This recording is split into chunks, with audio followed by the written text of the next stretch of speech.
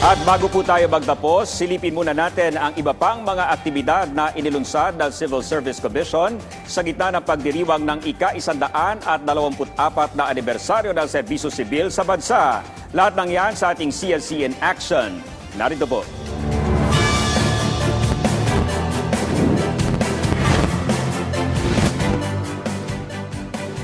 Magandang araw Pilipinas, tayo ngayon ay nabigyan ng pagkakataon upang tugunan ang inyong mga katanungan sa mga programa at patakaran ng Civil Service Commission. Ako po si Chairperson Carlo Nograles para sa CSC in Action. Naging matagumpay ang isinagawang Tree Growing for a Cause at National Coastal Cleanup na bahagi ng pagdiriwang ng 124th Philippine Civil Service Anniversary. Nagsama-sama ang mga kawani ng pamahalaan mula sa iba't ibang ahensya upang makilahok sa advokasya na pangalagaan ang ating likas na yaman at kapaligiran. Panoorin natin ang mga highlights ng dalawang events na ito. Maraming salamat sa lahat ng mga civil servants na sumali sa programa nating ito. Hindi lamang po dito, kundi 17 municipalities simultaneous na tree growing ang ginawa po natin today. Plus yung mga tree growing activities po natin sa iba't ibang regions all over the country. So today, we were able to plant 15,000 bamboo propagules plus 1,200 various fruit-bearing trees. Dahil ito po ay hindi lamang nakakatulong sa ating programang Pamanang Lingkod Bayani program, kundi ginagampanan po natin ang ating tungkulin na maging makakalikasan.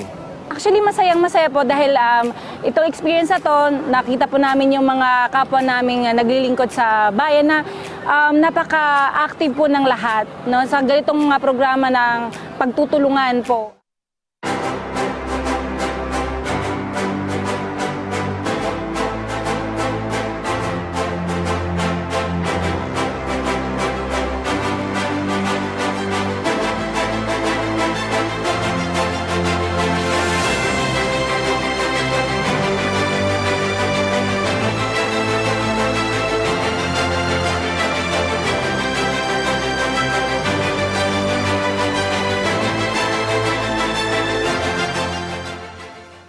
Nagpapasalamat kami sa Department of Environment and Natural Resources at Laguna Lake Development Authority para sa kanilang suporta at assistance upang maging matagumpay ang Linggo ng Malasakit sa Kalikasan.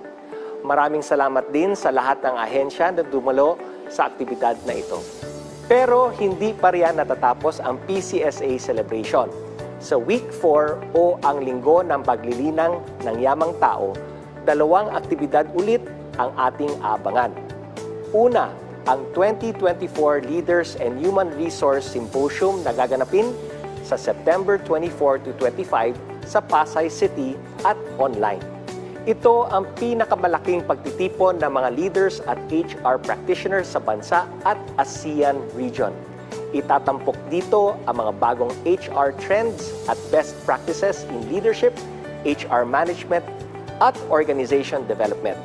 Sa mga makikilahok, makikita-kita po tayo next week.